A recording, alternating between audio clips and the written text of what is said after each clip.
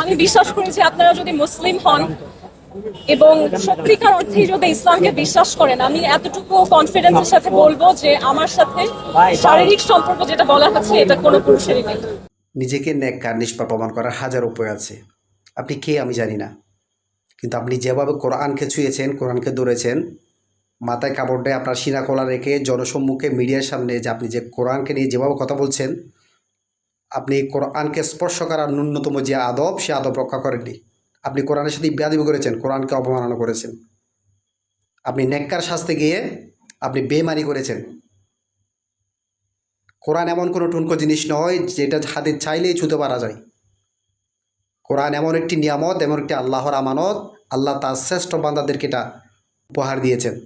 এমন ভারী গুরুত্বপূর্ণ জিনিসকে আপনি এমনভাবে ছুঁয়েছেন যে কোরআনের সাথে আপনি বেয়াদবি করেছেন।